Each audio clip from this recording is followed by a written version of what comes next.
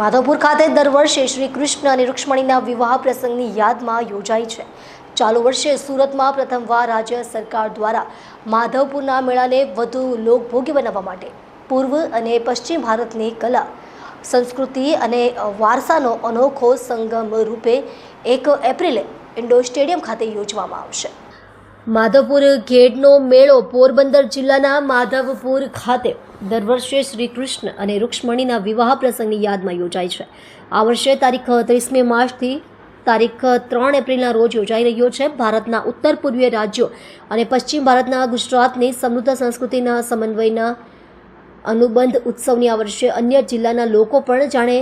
તેવા આશયથી સુરતમાં પ્રથમવાર રાજ્ય સરકાર દ્વારા માધવપુરના મેળાને વધુ લોકભોગ્ય બનાવવા માટે પૂર્વ અને પશ્ચિમ ભારતની કલા, સંસ્કૃતિ અને વારસાનો અનોખા સંગમ રૂપે તારીખ 1 એપ્રિલના રોજ સાંજે 7 વાગે ઇન્ડોર સ્ટેડિયમ ખાતે નોર્થ ઇસ્ટના 200 કલાકારો અને ગુજરાતના 200 મળી કુલ 400 કલાકારો સાંસ્કૃતિક કૃતિઓ રજૂ કરશે। ગુજરાત સરકારના રમતગમત, યુવા સાંસ્કૃતિક વિભાગ અને પ્રવાસન વિભાગ દ્વારા પોરબંદર માધવપુર ઘેડ ખાતે જે દર વર્ષે શ્રી કૃષ્ણ અને રૂક્મિણીજીના લગ્ન પ્રસંગ જે ઉજવવા માટેનો મેળો દર વર્ષે યોજાય છે। એ જે માધવરાયજીનું મંદિર જો પોરબંદર ખાતે છે, અંદાજિત 15મી સદીમાં જે બાંધવામાં આવેલ છે અને એનું એક ખૂબ જ ઐતિહાસિક અને ધાર્મિક મહત્ત્વ છે અને એને ઉજવવા માટે આપણે એક પૂર્વોત્તર રાજ્યોના બધા જ કલાકારો અહીંયા આવે છે અને એક ખૂબ સરસ સાંસ્કૃતિક કાર્યક્રમ છે અને આનો જે મેળો છે એ દર વર્ષે ઉજવાય છે। આપણે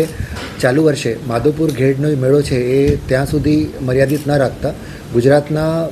મોટાભાગના મહાનગરોમાં આની ઉજવણી જે છે ગુજરાત સરકારે કરવાનું નક્કી કર્યું છે અને એના જ ભાગરૂપે આગામી 1 એપ્રિલે સુરત ખાતે પણ ઇન્ડોર સ્ટેડિયમ ખાતે આપણે એની ભવ્ય સાંસ્કૃતિક કાર્યક્રમ દ્વારા આ પ્રસંગની ઉજવણી આપણે કરવા જઈ રહ્યા છીએ। સુરત સાથે જ વડોદરા, અમદાવાદ, દેવભૂમિ દ્વારકા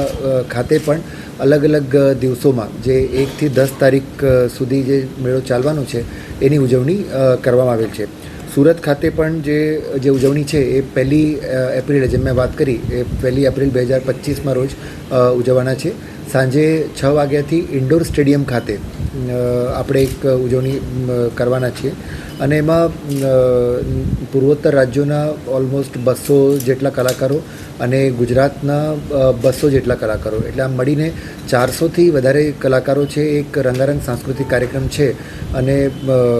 જે બતાવશે કે શ્રી કૃષ્ણજી અને રૂક્મિણીજીના વિવાહને ના પ્રસંગને જે ઉજવણી કરવાવાળું જે પ્રસંગ છે આને લગતા આની થીમ ઉપર સાંસ્કૃતિક કાર્યક્રમ આપણે યોજવાના છીએ અને